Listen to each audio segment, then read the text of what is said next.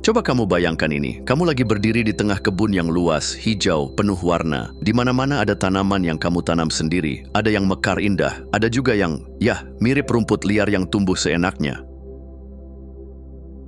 Nah, kebun itu sebenarnya adalah pikiranmu. Setiap kali kamu berpikir, kamu sedang menanam sesuatu, bisa berupa bunga bahagia atau justru semak belukar ketakutan dan keraguan. Pikiran positif, itu seperti bunga matahari yang tumbuh mengikuti cahaya. Tapi pikiran negatif yang nggak disadari bisa seperti ilalang liar yang pelan-pelan merebut tempat dan nutrisi dari tanaman baik lainnya. Jadi penting banget untuk tahu, apa sih yang sedang kamu tanam hari ini? Kalau kamu sering bilang ke diri sendiri hal-hal kayak, aku nggak cukup baik, atau aku pasti gagal, sadar nggak sadar kamu lagi menabur benih yang bikin kebunmu jadi kusut. Tapi begitu kamu mulai menyadari dan bilang, aku sedang belajar, atau aku bisa bertumbuh, kamu mulai menanam sesuatu yang indah, dan perlahan seluruh kebunmu ikut berubah. Kebun mental yang dirawat dengan kasih sayang, perhatian, dan kesadaran bakal menciptakan suasana hidup yang lebih jernih dan menyenangkan. Jadi mulai sekarang, yuk rawat pikiranmu seperti kamu merawat tanaman kesayangan, karena apa yang kamu tanam, itulah yang akan tumbuh. Dan percayalah, kamu pantas punya kebun pikiran yang penuh bunga, bukan gulma.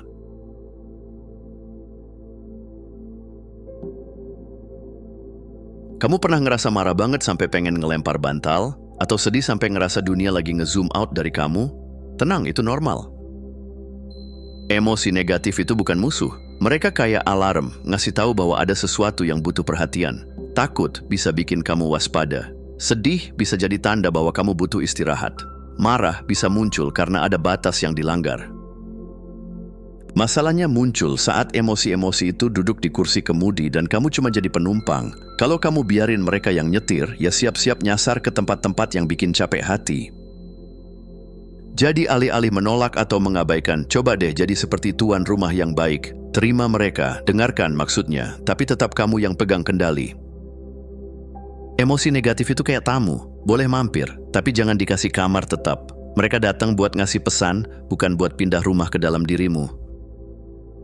Jadi tiap kali kamu merasa overwhelmed, tarik napas, bilang ke diri sendiri, aku dengar kamu, tapi aku yang pegang kendali. Dan perlahan, kamu bakal lihat bahwa emosi bukan penjara. Mereka cuma peta kecil yang bantu kamu menavigasi hidup.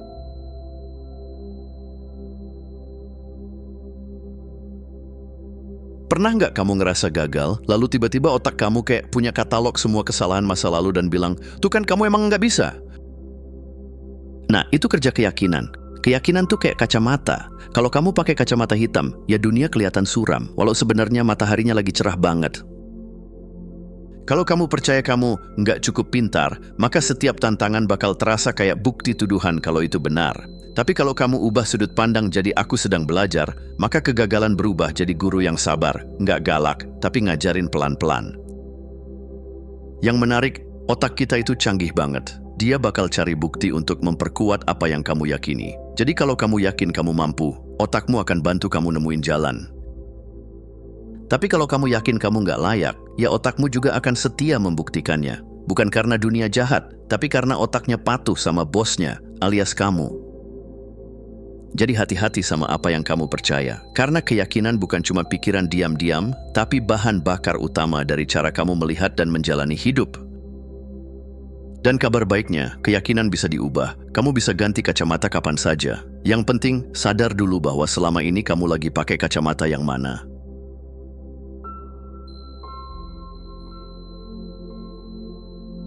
Oke, ini bukan cuma soal perasaan bahagia yang bikin kamu senyum-senyum sendiri. Emosi positif ternyata punya efek nyata di otak kamu, secara harfiah. Saat kamu merasa senang, damai, atau bersyukur, otakmu melepaskan bahan kimia ajaib kayak dopamin dan serotonin yang bikin pikiran jadi lebih tajam, fokus lebih jernih, dan ide-ide segar berdatangan kayak promo tanggal kembar.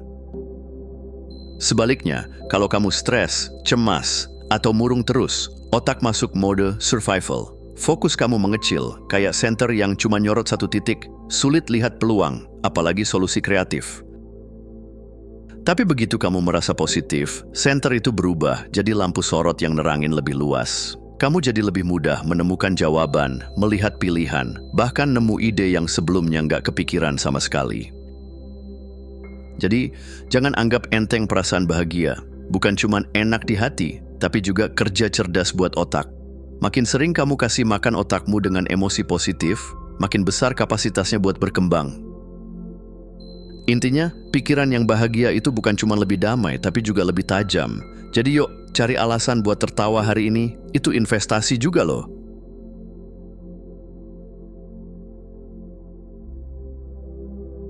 Bayangin kalau hidup itu kayak main game. Kalau kamu punya growth mindset, setiap level yang susah bukan bikin nyerah, tapi malah bikin penasaran.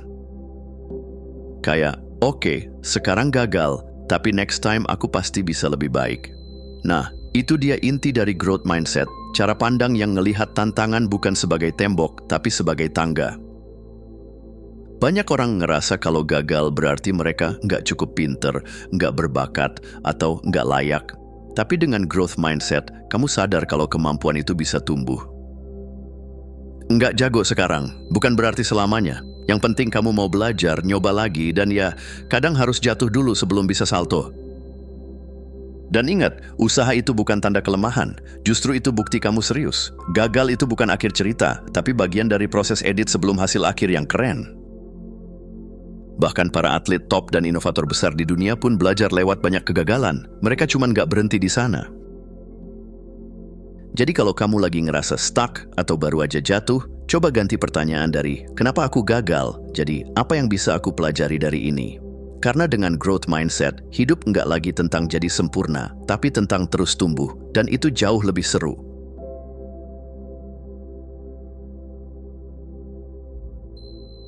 Pernah nggak kamu lagi semangat, ketemu orang yang hobinya ngeluh, dan tiba-tiba energi kamu langsung turun? Yap, itu karena emosi itu kayak parfum, dia nyebar. Tapi sayangnya, nggak semua parfum itu wangi. Ada juga yang aromanya bikin pusing. Lingkungan sosial kamu punya pengaruh besar ke suasana hati dan pola pikir.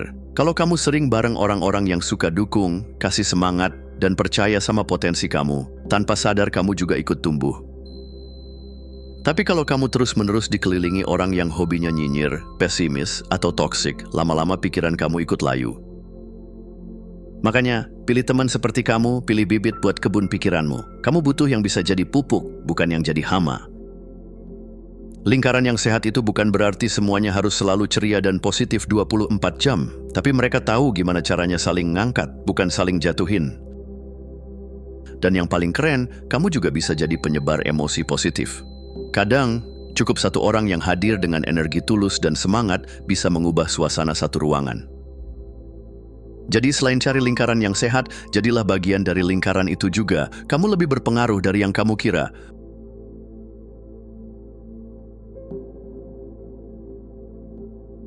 Yuk, sekarang saatnya jadi detektif buat isi kepala sendiri. Bukan buat nyalahin diri, tapi buat kenal lebih dalam. Pikiran negatif itu kayak barang-barang lama di gudang. Kalau nggak pernah dicek, bisa-bisa numpuk dan nyusahin ruang gerak. Coba ambil waktu sebentar, tarik napas, lalu jujur sama diri sendiri. Pikiran negatif apa sih yang sering muncul? Mungkin kayak, aku nggak cukup baik, nggak ada yang peduli, atau aku pasti gagal lagi. Tulis 3 aja dulu, nggak usah dihakimi. Cukup diamati. Langkah kecil ini penting banget, karena begitu kamu tahu isi gudangnya, kamu bisa mulai beresin. Ingat, kamu bukan pikiranmu. Kamu adalah tukang kebun yang punya kuasa buat milih mana yang mau ditanam dan mana yang harus dicabut. Nggak semua yang tumbuh di kepala layak dipelihara. Jadi, yuk mulai inventarisasi, biar kamu bisa melanjutkan perjalanan dengan pikiran yang lebih ringan dan ladang mental yang lebih bersih.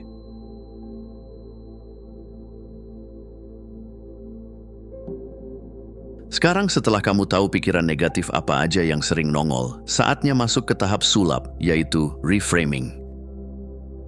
Ini bukan tentang pura-pura semuanya baik-baik aja, tapi tentang ngelihat situasi dari sudut yang lebih memberdayakan. Ibaratnya, rumput liar itu tetap rumput, tapi siapa bilang nggak bisa diubah jadi taman?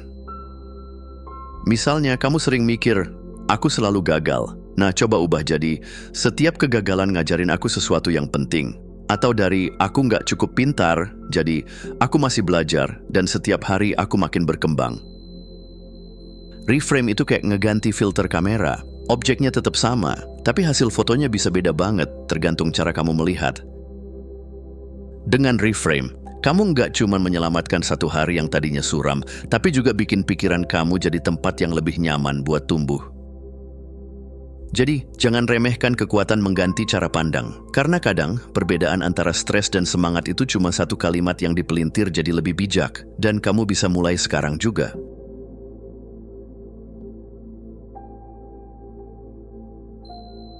Nah, setelah kamu berhasil reframe pikiran negatif jadi sesuatu yang lebih sehat, sekarang waktunya ngasih mereka pupuk dan sinar matahari, alias afirmasi harian. Ini kayak ngobrol baik-baik sama diri sendiri setiap pagi, biar kebun pikiran kamu tumbuh subur dan cerah. Afirmasi itu simple, tapi dampaknya bisa luar biasa. Misalnya kamu bisa bilang, aku layak dicintai, aku berkembang setiap hari, atau aku punya kendali atas hidupku. Ulangi itu dan rasakan dengan emosi sambil nyikat gigi, nyeduh kopi, atau waktu lagi ngaca. Bukan buat jadi robot motivasi, tapi biar pikiran kamu mulai terbiasa dengan narasi yang lebih mendukung. Kamu nggak harus percaya 100% dari awal, tapi seperti tanaman afirmasi itu butuh konsistensi. Sedikit demi sedikit, kata-kata positif itu bakal nyerap ke dalam dan mulai menggantikan gulma-gulma lama yang udah nggak kamu butuhkan. Intinya, afirmasi itu bukan omong kosong. Itu adalah pilihan sadar untuk menyirami kebun pikiranmu dengan kata-kata yang menumbuhkan. Dan kamu berhak punya pikiran yang mendukung, bukan menjatuhkan.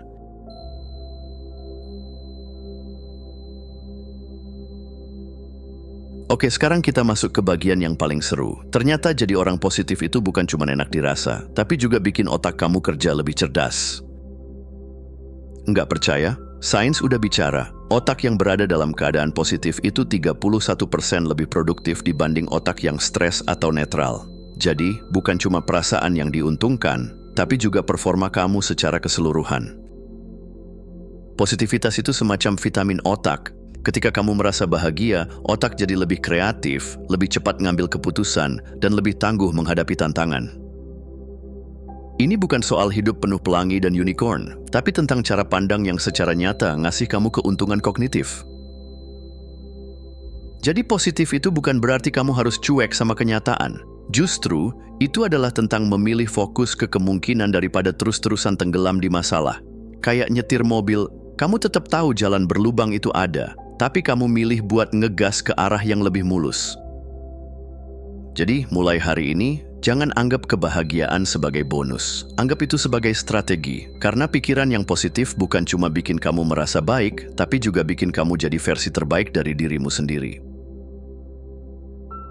Terima kasih sudah menonton. Jangan lupa untuk klik tombol like, subscribe, dan tinggalkan jejak di kolom komentar. Kami sangat menghargai setiap dukungan dari kalian. Semoga hari-hari kalian menyenangkan, dan sampai jumpa di video selanjutnya.